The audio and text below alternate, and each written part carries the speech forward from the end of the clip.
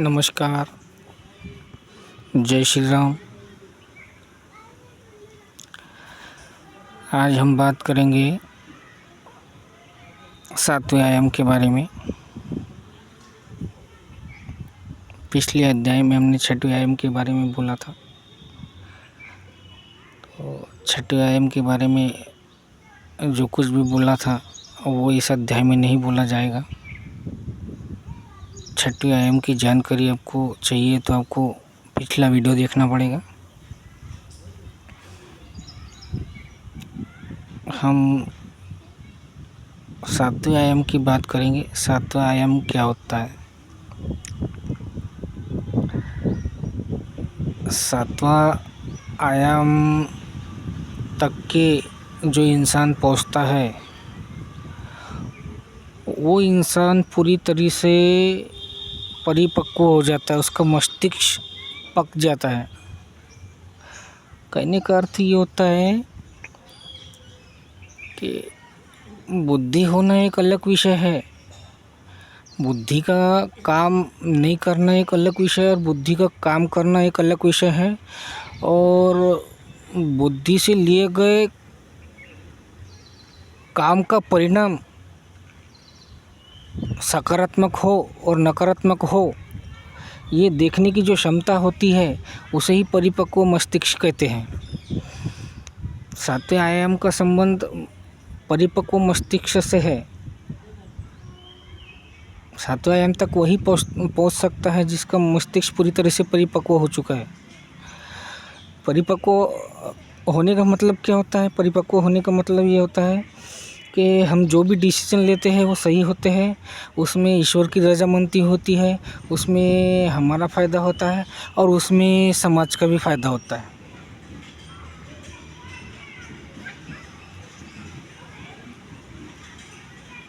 उसमें किसी का नुकसान नहीं होता है।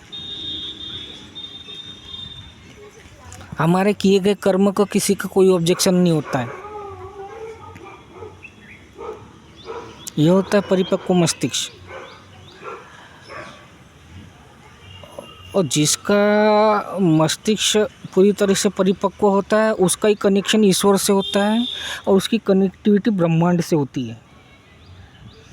सातवें आयाम का संबंध सीधा ईश्वर से नहीं होता है। सातवें आयाम का संबंध, पहली बात तो ये ध्यान में रखना चाहिए कि सातवें आयाम का संबंध ब्रह्मांड से होता है। उसकी कनेक्टिविटी ब्रह्मांड से हो जाती है, ईश्वर से नहीं होती। वो एक अलग विषय है, उसके बारे में अलग से वीडियो बनाऊंगा। क्योंकि ये लोग यही बहुत बड़ी गलतफहमी में होते हैं कि सातवें आयाम तक पहुंच गए मतलब ईश्वर तक पहुंच गए। नहीं, ईश्वर का रास्ता ही सातवें आयाम से शुरू होता है, पहुंचनी होती है।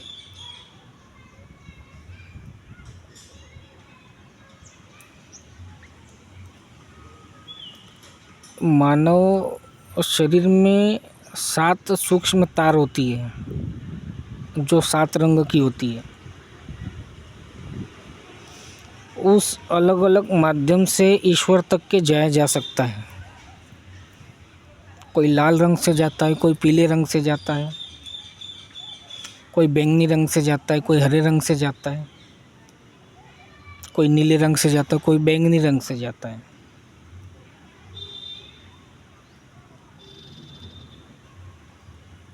ईश्वर एक है। ईश्वर तक पहुंचने के माध्यम अलग अलग है। कोई मुंबई से जा रहा है, कोई दिल्ली से जा रहा है, कोई कलकत्ता से जा रहा है। अब जो जिस स्थान पे हो उसी दिशा से जाएगा ना। और जिसकी ताकत जिस रंग में है वो उसी रंग से जाएगा।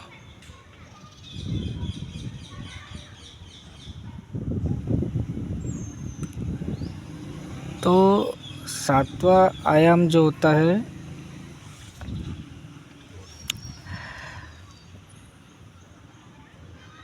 ये 7 अजूबे को प्रदर्शित करता है। जिसका सातवां आयाम जागृत होता है वो पूरी तरह से मैजिकल होता है और वो कुछ भी करने में सक्षम होता है। 7 अजूबे जैसे ताजमहल हो गए,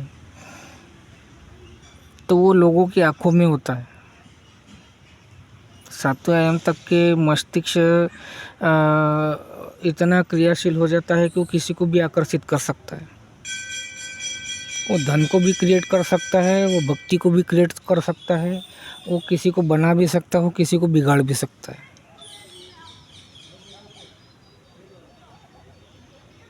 जिसको बनाना आता है उसको बिगाड़ना भी आता है। लेकिन मस्तिष्क पूरी तरह से परिपक्व हो जाता है तो इसीलिए वो कोई गलत काम नहीं करता। वो बिगाड़ने काम तो करता ही नहीं। पहली बात तो वो किसी को ठगेगा नहीं, वो किसी को चूतिया नहीं बनाएगा, क्योंकि उसे पता होता है कि ये इस कर्म का परिणाम क्या होगा, क्योंकि वो कर्म का परिणाम भी जानता है। इसलिए वो किसी को ना तो बद्दुआ देता है, ना ही किसी का छीनता है, ना झपटता है। ये होती परिपक्व मस्तिष्क की निशानी। जो गुनाह कर रहा है, किसी को तकलीफ़ दे रहा है, किसी का छीन के खा रहा है, किसी को बेवकूफ़ बना रहा है, तो इसका सीधा सा संबंध है वो उसका मस्तिष्क परिपक्व नहीं हो चुका है। वो अपरिपक्व मस्तिष्क से डील करता है। मस्तिष्क के भी 3 प्रकार होते हैं। एक निचले दर्जे का मस्तिष्क, एक मध्यम दर्जे का मस्तिष्क और एक परिपक्व मस्तिष्क जो उच्चतम दर्जे का मस्तिष्क होता है। जो अपरिपक्व मस्तिष्क होता है उसका दिमाग घुटने में होता है, वो निचले दर्जे के काम करेगा। मध्यम दर्जे का जिसका मस्तिष्क होता है उसका मस्तिष्क नाभि में होता है। वो कर्म करेगा तो एक ही बात कहेगा, ये पापी पेट का सवाल है। करना खुद चाहेगा लेकिन पापी पेट का नाम देगा। वो पेट के लिए कर रहा हूँ, कर तो गलत रहा है ना। तो वो मध्यम दर्जे का मस्तिष्क हो गया। वो कर्मों को बैलेंस करके चलता है, ना ज़्यादा अच्छे काम करता है ना ज़्यादा बुरे करता है। और बुरे करता है तो वो पेट का नाम देता है, पापी पेट के लिए कर रहे हैं हम। घोड़ा घास से दोस्त ये करेगा तो खाएगा क्या, उसकी ये बोली होती है।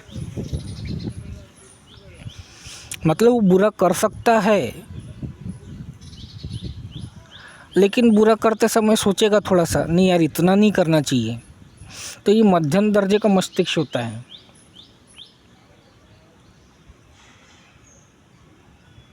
और परिपक्व मस्तिष्क होता है वो हर कर्म का परिणाम सोच लेगा पहले कि इस कर्म का परिणाम क्या होगा। इसलिए ऐसे लोग गुनाह की श्रेणी में नहीं आते। ऐसे लोग ईश्वर को प्यारे होते हैं, ऐसे लोग समाज को प्यारे होते हैं, ऐसे लोग सबको प्यारे होते हैं।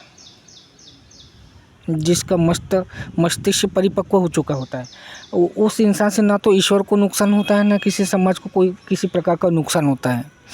और ये जागरूक लोग होते हैं और यही जागरूक लोग समाज को जागरूक करने का काम करते हैं। यही लोगों को सही दिशा दिखाते कि ये जो कर रहे हो ये तुम गलत कर रहे हो। उसको पता होता है उस कर्म का परिणाम, लेकिन जिसको नहीं पता होता है वो सुनने को राजी नहीं होता है, क्योंकि वो उस मस्तिष्क से डील नहीं करता होता है। उसको उसके कर्म का परिणाम नहीं पता होता है, लेकिन वो बताता है कि ऐसा मत करो, इस कर्म का परिणाम गलत है, इसकी तुम्हें गंभीर सज़ा भुगतनी पड़ेगी। लेकिन वो नहीं सुनता है, क्योंकि वो अहंकार से डील करता है। वो अपने पैसे, पावर, रुतबे, अपने ज्ञान से डील करता है। ज्ञानी होने का मतलब ये नहीं है कि तुम सही हो गए हो।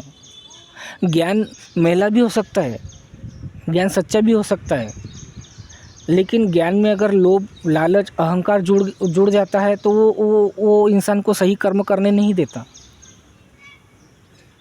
सीधी सी बात है।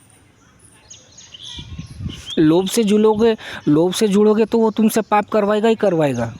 लालच से जुड़ोगे तो वो तुमसे पाप करवाएगा ही करवाएगा। वासना से जुड़ोगे तो तुमसे पाप करवाएगा ही करवाएगा। और तुम्हारा उसमें पढ़े लिखे होने से कोई मतलब नहीं है। पढ़ा लिखे है लेकिन वासना से डील कर रहे हो, पढ़े लिखे हो लेकिन पैसों से डील कर रहे हो, पढ़े लिखे हो लेकिन अहंकार से डील कर रहे हो, पढ़े लिखे हो लेकिन अज्ञान से डील कर रहे हो। बहुत पढ़े लिखे लोग भी अज्ञानी और मूर्खों जैसे काम करते हैं। इसका मतलब यह है कि उनका मस्तिष्क परिपक्व नहीं है और परिपक्व मस्तिष्क ही ईश्वर से जुड़ सकता है। अगर ईश्वर से आप जुड़ना चाहते हो और लोभ लालच मद मत्सर ये सब ये चीज़ लेके चले तो आपकी कनेक्टिविटी ईश्वर से नहीं हो सकती।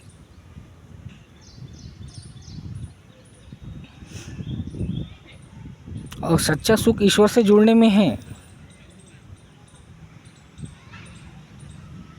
क्योंकि तुम्हें पता होगा कि सुख किस में है और दुख किस में है। जिस दिन आपको ये पता चल जाएगा कि ये करने से दुख मिलता है, ये करने से सुख मिलता है, उस दिन ऐसा समझ लेना कि आप पूरी तरह से परिपक्व हो चुके हो और आप सही दिशा में जा रहे हो। इसका मतलब यही होता है।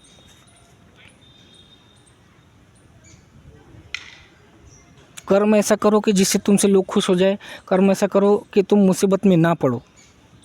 मुसीबत में पड़ गए हो मतलब तुम कोई गलत कर्म में संलिप्त थे, इसलिए तुम मुसीबत में पड़ गए।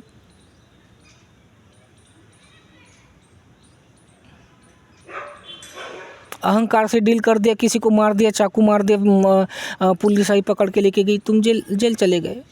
तुम परिपक्व तुम्हें मस्तिष्क दिया है लेकिन तुम उससे डील नहीं कर रहे हो, तुम अहंकार से डील कर रहे हो। अरे मुझे छेड़ दिया, अरे भाई को छेड़ दिया, अरे यहाँ का तो शहंशाह मैं हूँ, मुझसे कोई बदतमीजी करेगा वो मार खाएगा, वो मार खाएगा तो तू जेल जाएगा। सीधी सी बात है।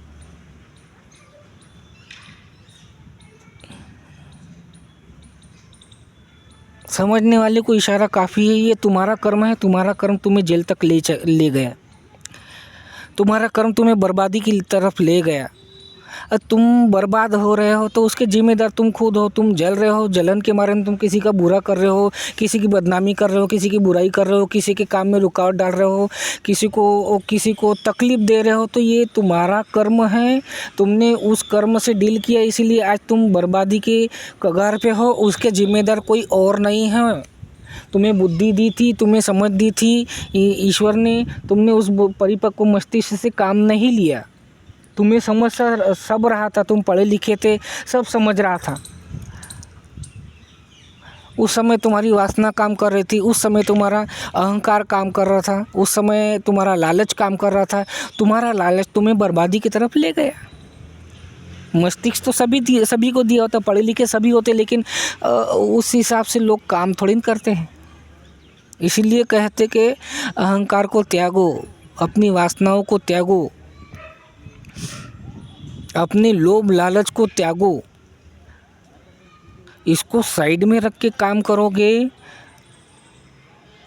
तो कर्म का परिणाम शुद्ध आएगा।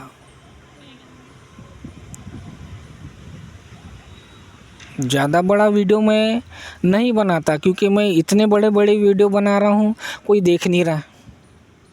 इतनी काम की बात बता रहा, उसको कोई शेयर नहीं कर रहा। कितनी मतलब समाज कोई सुधरना ही नहीं चाहता, ज्ञान किसी को चाहिए ही नहीं। पैसे कमाने वाली बात बोलो, इससे उसे लूटने वाली बात करो, हमको सुधरने वाली बात मत करो। हम सुधरना नहीं चाहते, हम तुमसे ज़्यादा पढ़े लिखे हैं। तुम्हारे कपड़े देखो, तुम्हारा स्टेटस देखो, तुम हमें ज्ञान दोगे। हमारे पास में पैसा है, इतना है, रुतबा है, ज्ञान है, सब कुछ है, और हम तुम्हारी क्यों सुनेंगे।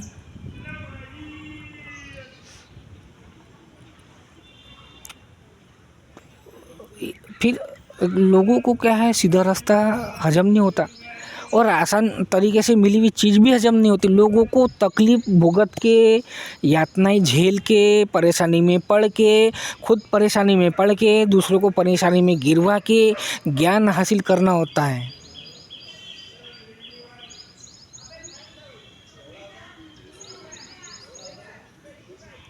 मुसीबत में पड़ के ही लोगों को सती सावित्री बनना होता है।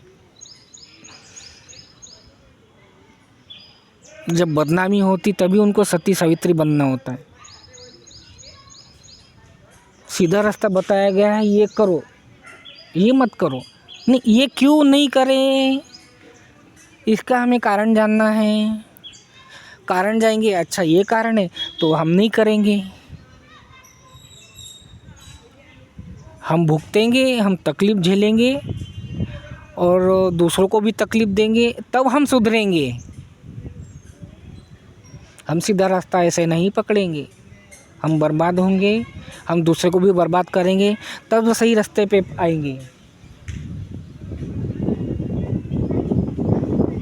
ये बात तुम्हें अच्छी तरीके से याद रखनी चाहिए कि आज तुम जो भी मुसीबत झेल रहे हो उसकी जिम्मेदार तुम खुद ही हो, दूसरा नहीं है। बहुत कम ही लोग जिम्मेदार होते दूसरे के बुरे में।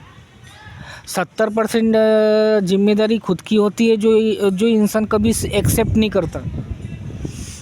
नहीं करता, इसीलिए ईश्वर उनको वो भुगतने के लिए मजबूर करते। ले बेटा, ये तेरे हिस्से का दुख है, इसे तुझे ही झेलना है, तूने ही ये कर्म किया था, तू ही भोगेगा और तू ही इसमें से निकलेगा, कोई और बचाने नहीं है आएगा।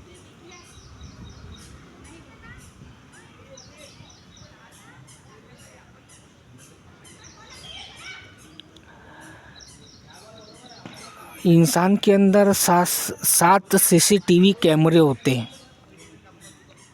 लोगों को लगता है कि मैंने इसको चूतिया बना दिया, इसको बेवकूफ़ बना दिया, तो मुझे कोई नहीं देख रहा। नहीं, आज जो इंसान ने जगह जगह कैमरे लगा दिए हैं, लोगों की प्राइवेसी में घुस रहे हैं, तो लोगों को ये लगता है कि हमारी प्राइवेसी में कोई नहीं घुस रहा, हम बहुत पावरफुल है, हम पहुँचे हुए हैं, हमारा ग्रुप है, हमारा गैंग, हमें कोई नहीं देख रहा। कोई हमें देखेगा तो हम पैसे देके उसको दबा देंगे, हम किसी का मर्डर करेंगे, हम पैसे देके दबा देंगे, हम पुलिस खरीद लेंगे, हम जज खरीद लेंगे, हम लोगों को खरीद लेंगे, लोगों को पैसा देंगे, हम भी गुनाह करेंगे, लोगों से भी गुनाह करवाएंगे। दुर्योधन को तो मरना पड़ गया ना, रावण को तो मरना पड़ गया ना।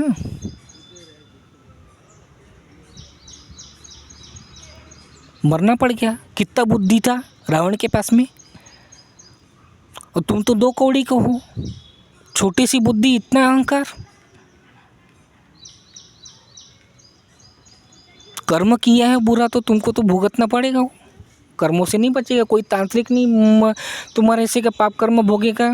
जिस तांत्रिक के पास में तुम गए थे, ना वो भोगेगा, ना पूरे तुम्हारे परिवार वाले भोगेंगे। जब तुम्हारे ऊपर पड़ेगी तो तुम्हारा परिवार भी साथ छोड़ देगा। इतना याद रख लो, जिस पाप कर्म में लोगों का तुमने इस्तेमाल किया है, वो लोग भी तुम्हें छोड़ देंगे, वही लोग तुम्हें फंसाएंगे।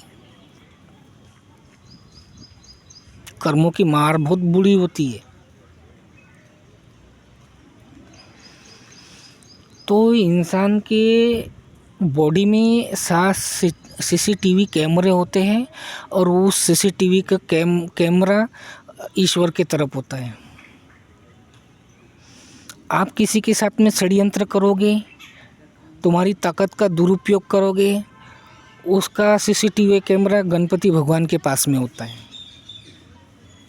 जितने भी षड्यंत्र करते हैं, जितने भी लोग षड्यंत्र करते हैं, उसका सीसीटीवी कैमरा गणपति भगवान की तरफ होता है। गणपति भगवान सब देखते होते हैं।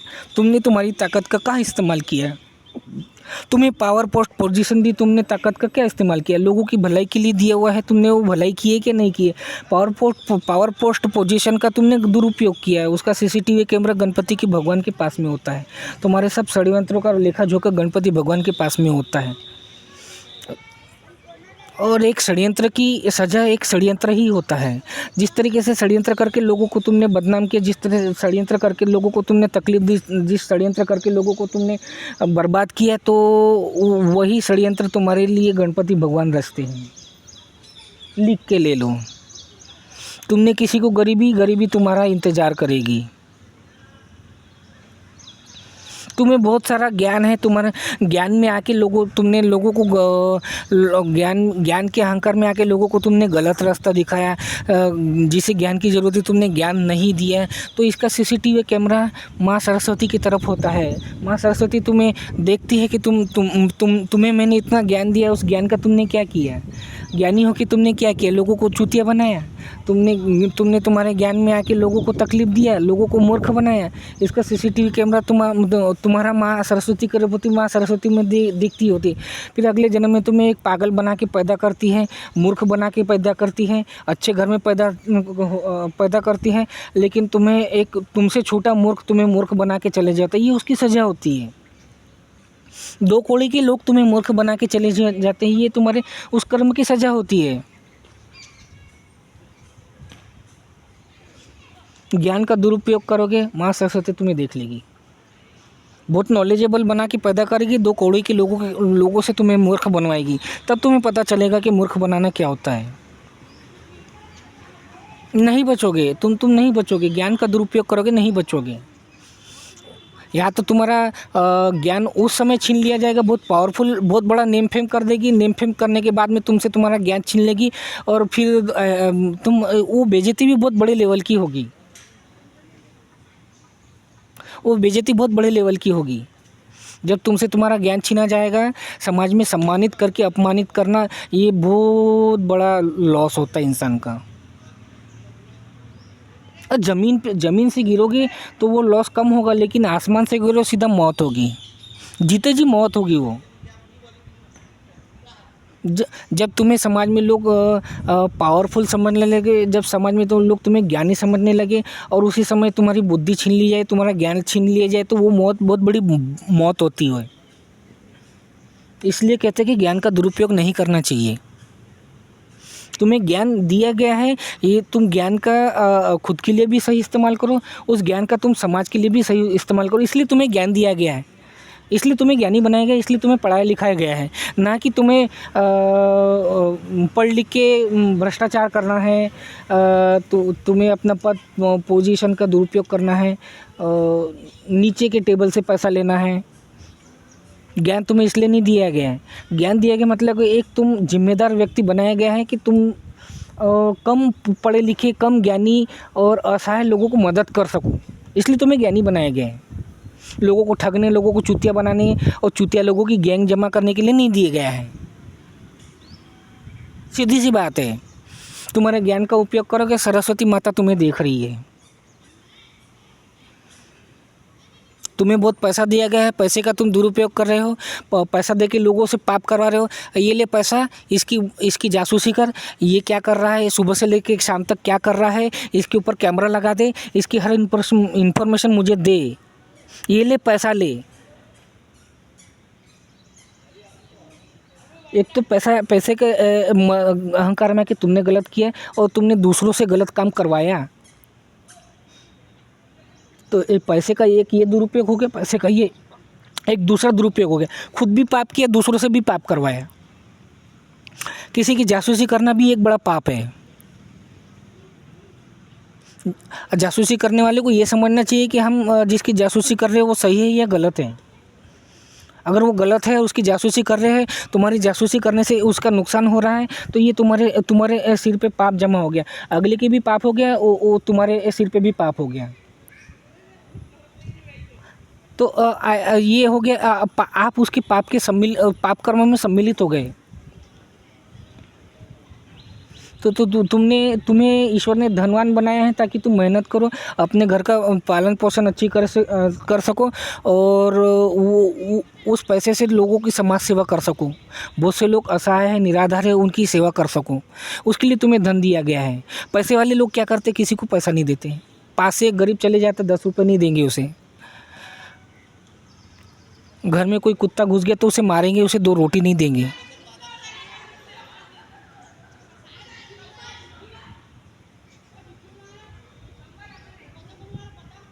क्या काम का ऐसे पैसों का तुम्हारे? खुद भी पाप कर रहे हो, और इससे तुम आने वाली पीढ़ी का जीवन भी बर्बाद कर रहे हो। आने वाली पीढ़ी इसी तरीके से बर्बाद कर रही, क्योंकि तुमने वो किया तो तुम्हारे आने वाली नस्लें भी वैसी ही होंगी। तुम दारू पियोगे तो तुम्हारी संतान भी दारू ही पिएगी। उससे तुमसे उस संस्कार की आशा नहीं कर सकते। तुम भुगतने के बाद में तुम सोचोगे तुम्हारी औलाद सुधरेगी, नहीं सुधरेगी। तुम्हारे पाप कर्म का अगर सज़ा तुमने नहीं भोगे तो उस पाप कर्म की सज़ा तुम्हारी संतान भोगेगी। लिख के ले लो, जब वो भोगेगी तो उसके साथ में तुम भी भोगोगे।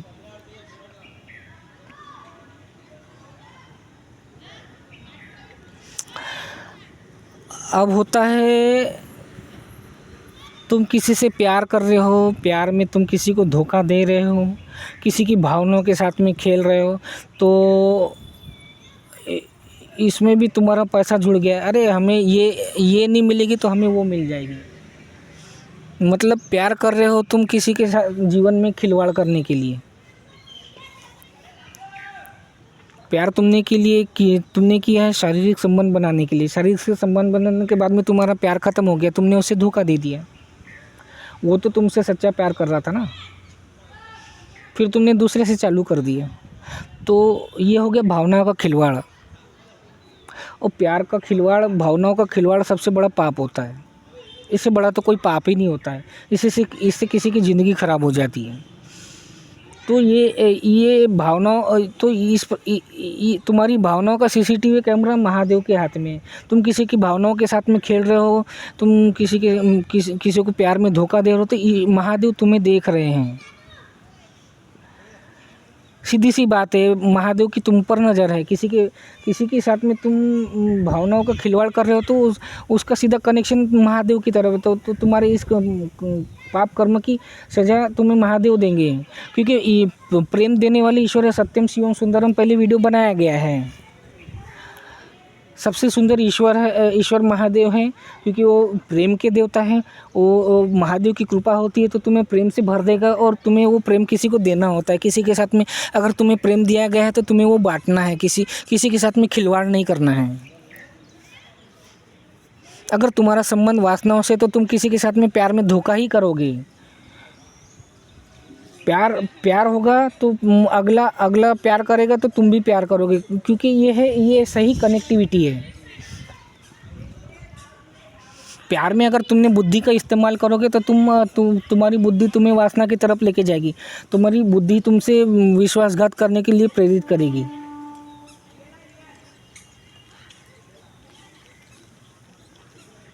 प्यार होगा तो वहाँ किसी प्रकार का लोभ लालच और षड्यंत्र नहीं होगा। न वो खुद करेगा, न वो किसी से करवाएगा। सीधी सी बात है। जहाँ बुद्धि होगी वहाँ षड्यंत्र भी होगा, और जालसाजी भी होगी, वहाँ वासना भी होगा, और वहाँ विश्वासघात भी होगा। और वो करेगा ही करेगा। जो दिमाग से डील करेगा वो कभी प्यार नहीं करेगा, वो प्यार से हमेशा दूर रहेगा। फ़ायदा हो गया, प्यार ख़त्म हो गया। शारीरिक संबंध हो गए, प्यार ख़त्म हो गया। सीधी सी बात है। और ऐसे विश्वासघात करने वालों की नज़र पर ऐसे विश्वासघात करने वालों के ऊपर महादेव की नज़र होती है।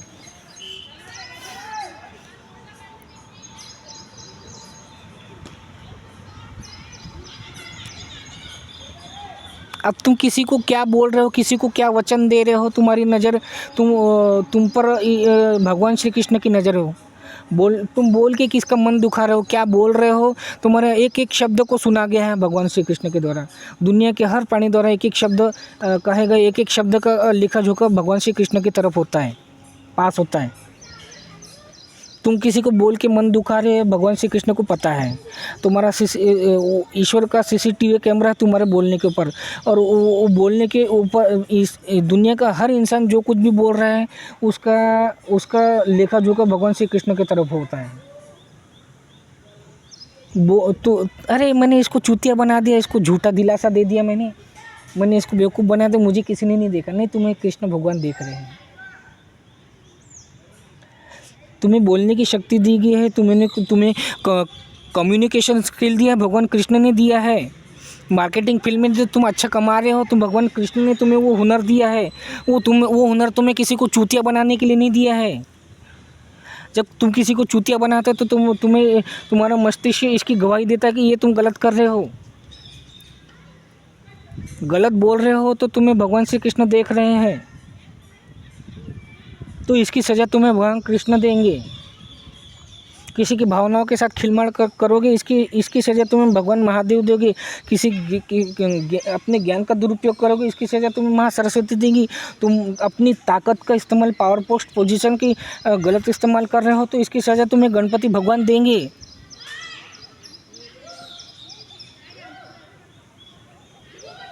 अब तुम किसी को गलत नज़र से देख रहे हो तो तुम्हारी नज़रों से तुम्हें भगवान कार्तिकेय देख रहे हैं। तुमने तुम्हारी नज़र का गलत इस्तेमाल किया, अरे ये बहुत अच्छा कमा रहा, लग गई नज़र। तुमने किसी को नज़र लगा दी है, अरे ये क्यों कमा रहा, ये तो गरीबी भोगने के लिए है। तुम्हारी गंदी नज़र लगा दी, उसका नुकसान हो गया, तो तुम्हें तुम्हारी नज़र का भी परिणाम मिलेगा। कार्तिकेय भगवान तुम्हारे गलत देखने का परिणाम तुम्हें भगवान कार्तिकेय देंगे। तुम क्या देख रहे हो दुनिया के किस कोने में जाके तुम क्या देख रहे हो, तुम्हारी नज़र के ऊपर भगवान कार्तिकेय के ऊपर नज़र है। भगवान कार्तिकेय को दुनिया घूमने के लिए कहा गया था, पूरी दुनिया घूम चुके हैं, तो पूरी दुनिया की नज़र, तो पूरी दुनिया में जो लोग देख रहे हैं उसका लेखा जोखा भगवान कार्तिकेय की तरफ है। ये ऐसे ही घूमने नहीं निकले थे भगवान कार्तिकेय। महादेव ने इसलिए उनको नहीं भेजा था कि दुनिया देखने के लिए। भगवान कार्तिकेय ने दुनिया देखी है, दुनिया में लोग क्या कर रहे हैं ये भगवान कार्तिकेय देख रहे हैं। तो तुम्हारे देखने के पाप और पुण्य का लेखा जोखा भगवान कार्तिकेय की तरफ है। तो तुमने ये मत समझ लेना कि हमने ये देख लिए तो हमें ये देखते हुए किसी ने नहीं देखा। भगवान कार्तिकेय देख रहे हैं।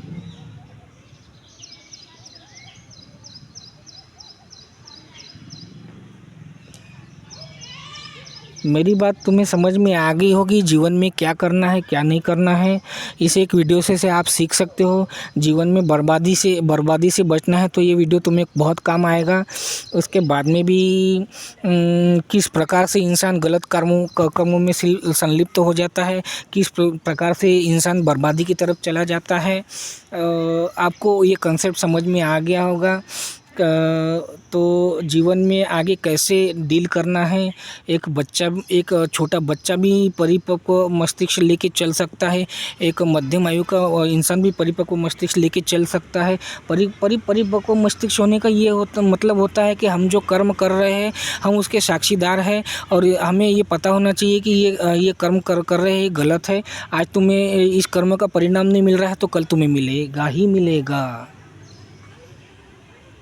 तो मेरे इस वीडियो से आप बहुत कुछ सीख सकते हो, खुद भी सही मार्ग पे चल सकते हो, दूसरे को भी सही मार्ग पे ले जा सकते हो। और ये यकीन मान के चलो कि तुम्हारी देखो रावण का भी ये कर्म हमें क्यों दिखाए जाते हैं। रावण भी मरा था, कंस भी मरा था, दुर्योधन भी मरा था। तो ये कहानी तुम्हें क्यों बताई जाती है कि देखो ये परिणाम देख लो। ये ऐसे पावरफुल लोगों के जीवन में दुष्परिणाम आते इसलिए आते हैं। तो ये मरे थे तो तुम इनके सामने तो कुछ भी नहीं हो,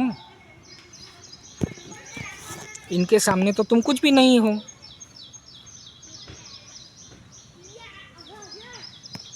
तो अपने आप को ज़्यादा होशियार मत समझो, अपने आप को ज़्यादा ज्ञानी मत समझो, अपने आप को ज़्यादा पावरफुल मत समझो, अपने आप को ज़्यादा चतुर ना समझो।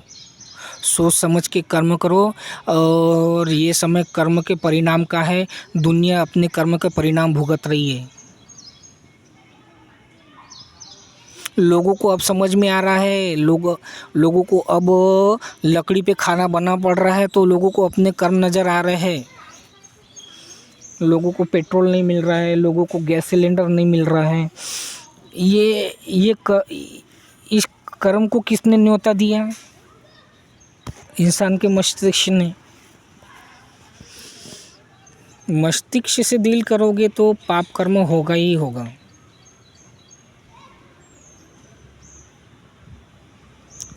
और तुम्हारा मस्तिष्क, तुम्हारी बुद्धि किससे संबंधित है? पाप कर्म से संबंधित है तो तुम्हें पाप ही करवाएगी। पापी लोगों से संबंधित है तो पाप ही करवाएगी।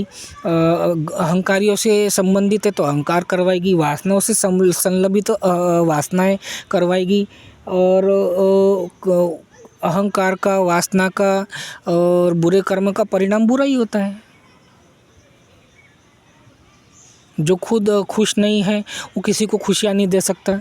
जो खुद वासना में डूबा है वो किसी को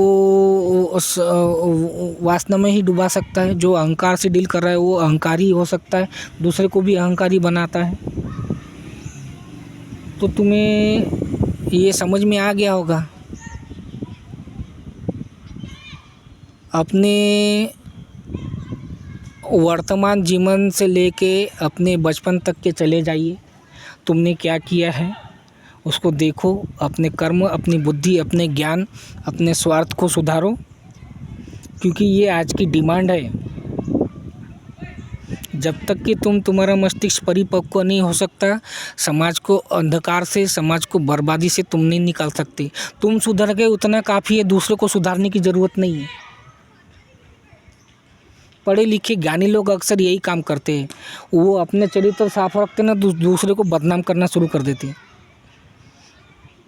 ये कर्म तुम्हारा नहीं है, लोगों को सुधारना तुम्हारा कर्म नहीं है। हाँ, अरे हम अच्छे हैं तो अरे ये तो ऐसा कर रहा है, चलो उसको बदनाम करो, ये कर्म तुम्हारा नहीं है।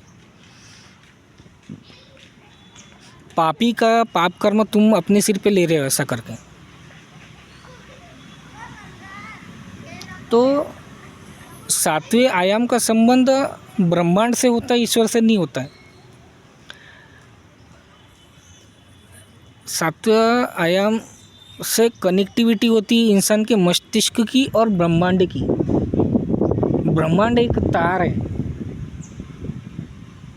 और मस्तिष्क में वो प्लग होते हैं, 7 प्रकार के प्लग होते हैं जिसका कनेक्शन ब्रह्मांड से होता है। और ब्रह्मांड का जो कनेक्टिविटी होता है वो ईश्वर से होता है। फिर वहाँ पे 7 तारे होती है जिसकी कनेक्टिविटी ईश्वर से होती है और ब्रह्मांड से होती है। 7वें आयाम पर पहुंचने के बाद में, सफलता के शिखर पर पहुंचने के बाद में इंसान के अंदर घमंड आ जाता है। ईश्वर अपने आप को भगवान समझने लगता है। जैसे धीरूभाई अंबानी हो गया, ये उसका क्या लड़का क्या नाम है, अनिल अंबानी, वो अपने आप को भगवान समझने लग गया था, छीन लिया उससे सब कुछ। तो सफलता के शिखर पे पहुंचने के बाद में इंसान दूसरे को चूतिया समझने लगता है, दूसरे की बदनामी करने लगता है, दो कौड़ी का समझने लगता है। तुमने अच्छा काम किया तो इसका मतलब ये नहीं कि तुम दूसरों की बदनामी करते फिरो, ये अधिकार तुम्हें नहीं दिया गया है। वो कुछ दिन पहले अभी वो रणवीर सिंह आया था, उसकी पिक्चर आई थी, क्या नाम है, तो धुरंधर की रिलीज़ होने से पहले अब उसको इतना कॉन्फिडेंस हो गया था कि हमने तो बहुत अच्छी फिल्म बनाई है, अरे हमने तो बहुत बड़े तीर मार लिए, चलो अब बुराई करो। वो ऋषभ शेट्टी की बुराई कर दिया, अरे ये क्या एक्टिंग किया, पागलों जैसे चिल्ला रहा है। ऋषभ शेट्टी एक महान कलाकार है और उसकी बराबरी कोई नहीं कर सकता। उसने बहुत बेहतरीन प्रदर्शन किया है अपनी फिल्म में। उसकी फिल्म ने ज़्यादा कलेक्शन नहीं किया तो इसका मतलब ये नहीं है कि वो दो कौड़ी का हो गया, नहीं, वो एक महान कलाकार है और हमेशा कलाकार ही रहेगा। क्योंकि उसने सफलता के शिखर पे जाने के बाद में किसी की बदनामी नहीं की, किसी की अरे तू तो दो कौड़ी का है, अब मैं तो बहुत बेहतरीन एक्टर हूँ, नहीं, वही सबसे महान है और वही सबसे परिपक्व मस्तिष्क का इंसान है। मैं तो ऋषभ शेट्टी को परिपक्व मस्तिष्क का इंसान कहूँगा, रणवीर सिंह को नहीं कहूँगा।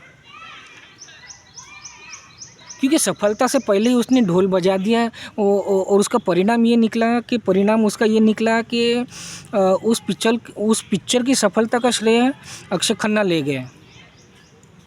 काम तो सबने अच्छा किया, लेकिन काम तो सबने अच्छा किया है। संजय दत्त ने भी बेहतरीन काम किया है, अर्जुन रामपाल ने भी सही काम किया है, रणवीर सिंह ने भी अच्छा काम किया, लेकिन उसकी सफलता का श्रेय उसे नहीं मिला, डायरेक्टर को भी नहीं मिला। सारी सफलता का श्रेय अक्षय खन्ना लेके चले गए। ये होता है किसी की बुराई करने का परिणाम।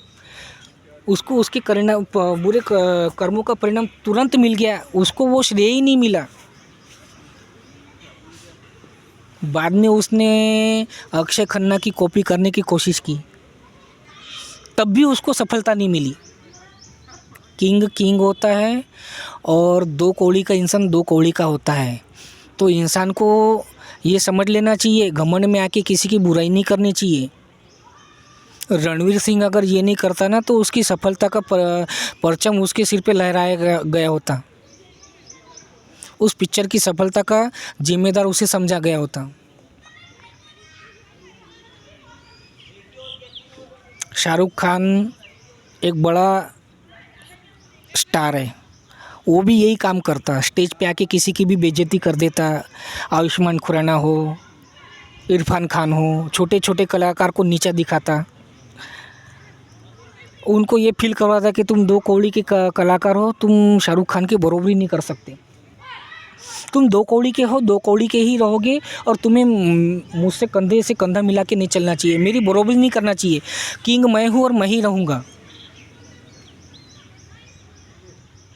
वो किसी की भी सुशांत सिंह राजपूत की बेइज्जती कर देगा, वो आयुष्मान खुराना की बेइज्जती कर देगा, वो इरफान खान की बेइज्जती करेगा, वो नितिन मुकेश की बेइज्जती करेगा, छोटे छोटे स्टार की बेइज्जती करेगा।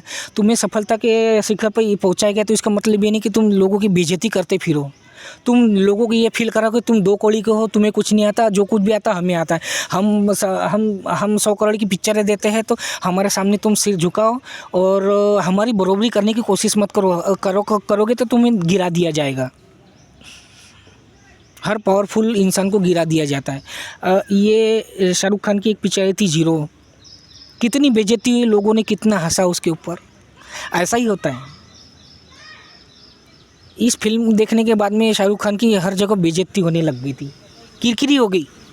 अरे तुम लोगों को मजाक उड़ाओगे, तुम 2 कौड़ी का समझोगे कि 2 कौड़ी का कद वाली पिक्चर तो तुमने बनाई है, ईश्वर ने तुम्हें तुम्हारी औकात याद दिला दी।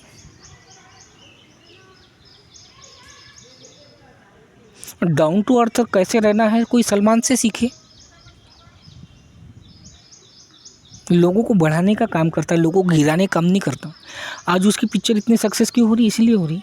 और लोगों को बढ़ाता है, लोगों को प्यार करना सिखाता है, लोगों को शराफत सिखाता है वो।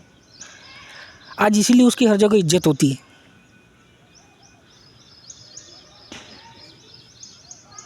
उसकी पिक्चर कोई अच्छा प्रदर्शन नहीं भी करती तो उसको कोई बुरा नहीं बोलता।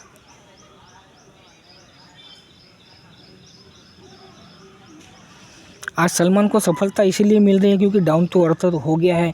घमंड करने का नतीजा क्या होता है, अकड़ के चलने का क्या नतीजा होता है और किसी को डराना धमकाने का क्या नतीजा होता है, वो सलमान को अच्छी तरीके से मालूम है।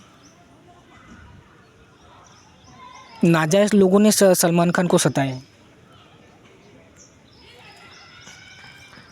इसलिए उसको सफल ईश्वर ने बना दिया।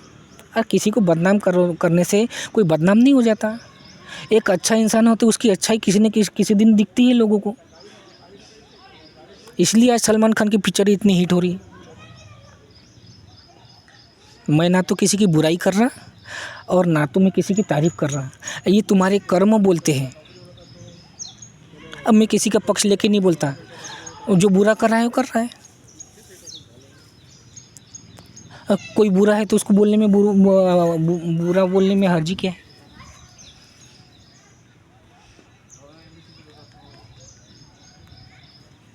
तो 7वें आयाम पर पहुंचने के बाद में इंसान मैजिक क्रिएट कर सकता है। मैजिक मतलब जादू। उसके छोटे से प्रयत्न से उसके काम बन जाते हैं, उसके छोटे से प्रयत्न से दूसरों के भी काम बन जाते हैं। 7वें आयाम तक के जो इंसान पहुंच जाता है उससे लोगों को भी बहुत फ़ायदा होता है। उसकी ज़ुबान की कीमत होती है।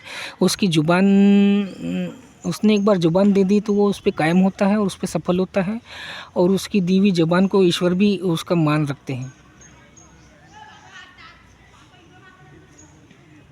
बस ज़्यादा खींचूँगा नहीं, इतना काफ़ी है आपके लिए।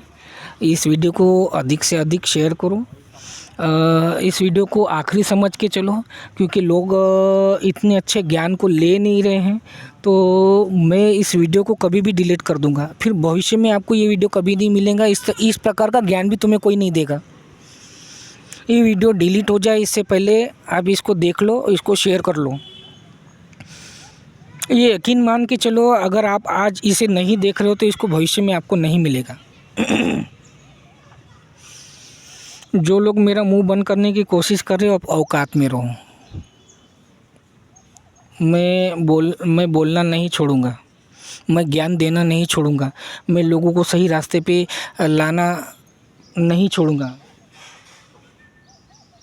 जो लोग मेरी बुराई करते फिर रहे हैं, मेरी बदनामी करते फिर रहे हैं, जो मुझ पे टोने टोटके कर रहे हैं, वो मेरे खिलाफ़ ग्रुप तैयार कर रहे हैं, गैंग तैयार कर रहे हैं। मारण मोहन वशीकरण लोगों ने सब ट्राई कर लिया मेरे ऊपर। बड़े से बड़े तांत्रिक, बड़े से बड़े खूंखार डाकू, मेरे पीछे कितनी पुलिस लगाई गई, मेरे पीछे कितने डाकू लगाए गए, मेरे पीछे कितने तांत्रिक लगाए गए, पूरा गैंग लगा दिया गया, मेरे मेरे खिलाफ पूरे शहर को खड़ा किया गया। मेरा क्या उखाड़ लिया तुम लोगों ने? जिन दो कौड़ी के तांत्रिकों के पास में जाते हैं तुम, इसको मार डालो, हम तुम्हें पैसा देंगे, इसको बर्बाद कर दो, हम तुम्हें पैसा देंगे। जिन दो कौड़ी के तांत्रिकों के पास में जा रहे हैं, उससे भी खतरनाक तांत्रिकों को मैं धूल चटा चुका हूँ।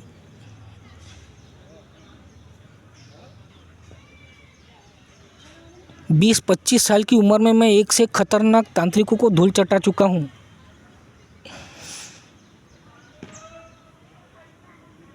और तुम दो कौड़ी के तांत्रिकों के पास में जाके मुझे मरवा दोगे, मुझे बर्बाद करवा दोगे।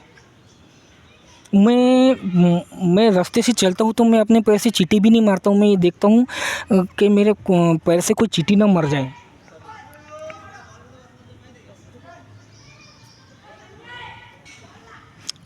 मैं लोगों का भला करता हूँ, तुम क्या सोच रहे हो मैं मर जाऊँगा? ईश्वर मुझे मरने देगा? ईश्वर मुझे बर्बाद करने देगा?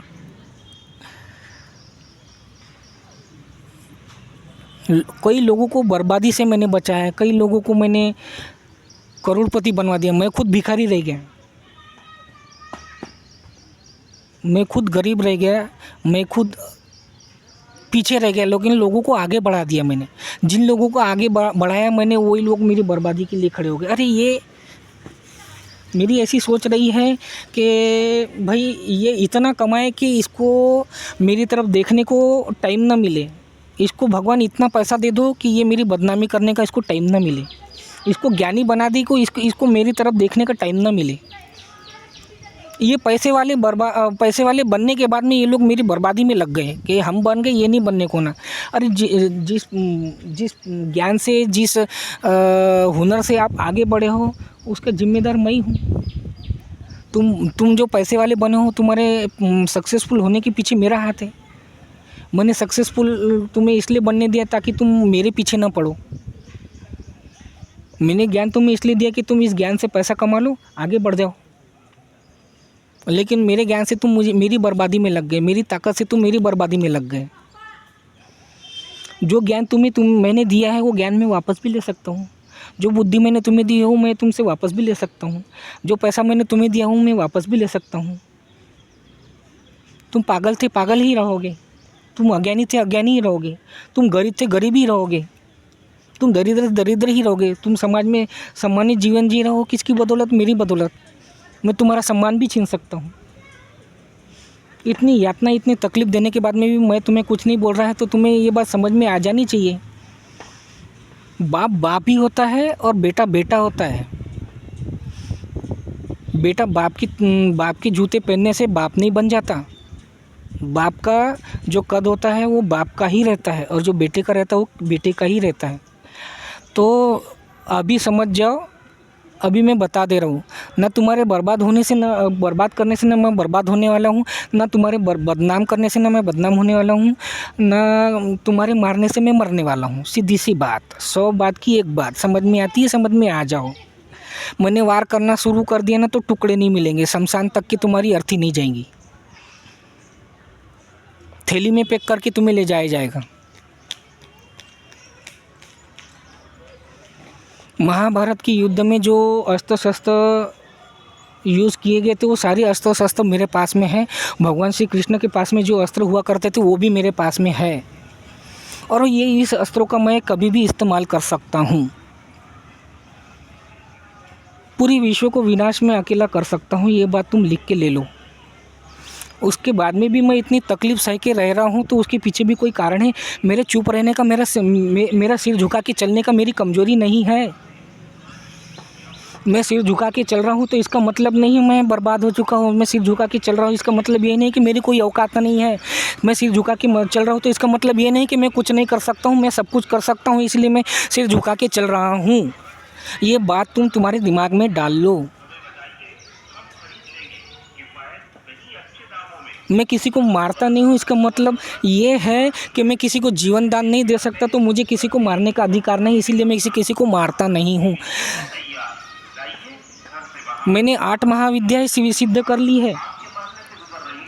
मैं कुछ भी कर सकता दुनिया में। सिर्फ बगलामुखी सिद्ध नहीं की है और धूमावती सिद्ध नहीं की है, क्योंकि ये विद्या जो है ये सिर्फ सत्य के पक्ष में खड़ी होती है, ये न्याय के पक्ष में खड़ी होती है। बाकी विद्याओं से तुम गलत काम करवा सकते हो और उसके दुष्परिणाम होते हैं, वो कल चल के भुगत नहीं होते हैं।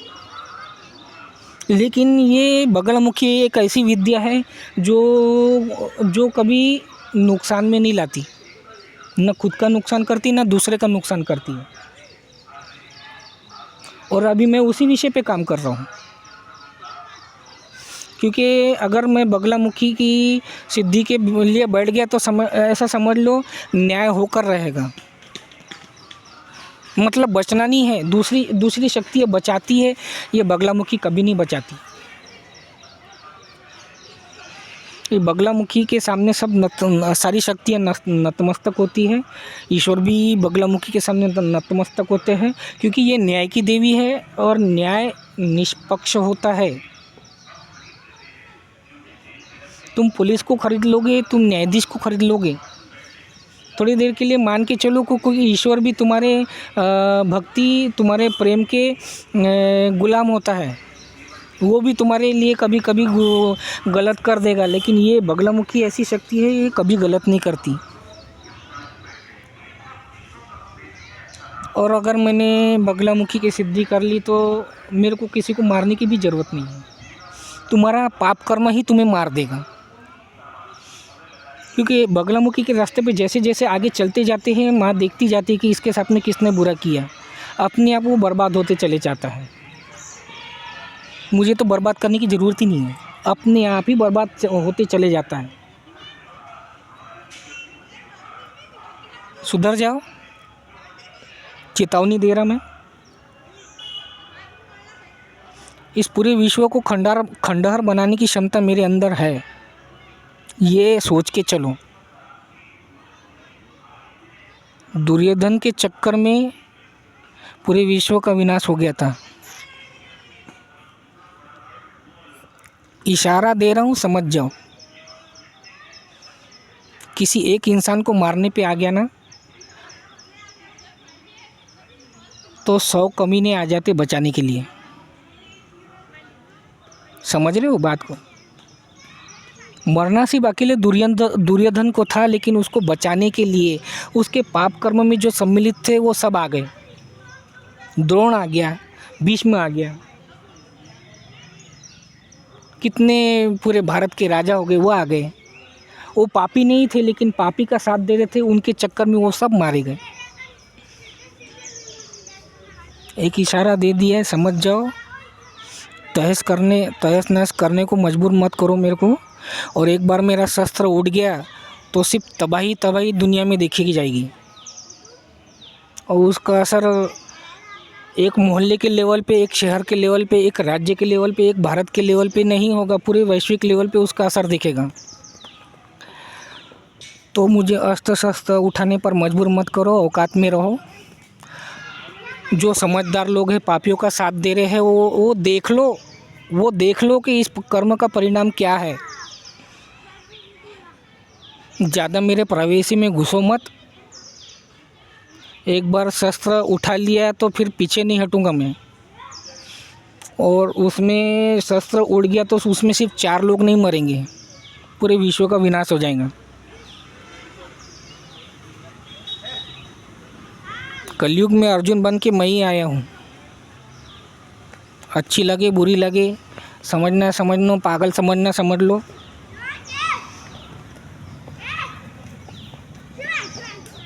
मुझे कोई फ़र्क नहीं पड़ता। विश्व आज किस चरण में है तुमको भी ये मालूम है, और कि आज इस लेवल पे आके जो मैं बात कर रहा हूँ उससे तुम अंदाज़ा लगा लो। मेरा स्टेटस तो सबने देखा ही हुआ है। तो मेरा रथ कृष्ण भगवान चला रहे हैं। मेरे ऊपर छोड़ा गया तीर भगवान कृष्ण के ऊपर जाके लगता है। मेरी की गई बदनामी श्री कृष्ण की बदनामी है। मुझे तकलीफ़ देना श्री कृष्ण को तकलीफ़ देने के बराबर ही है। तो जिसने मेरा अपमान किया है तो उसने भगवान श्री कृष्ण का अपमान किया है। तो अपने कर्म के परिणाम के लिए तैयार हो जाओ। कोई भी बख्शा नहीं जाएगा।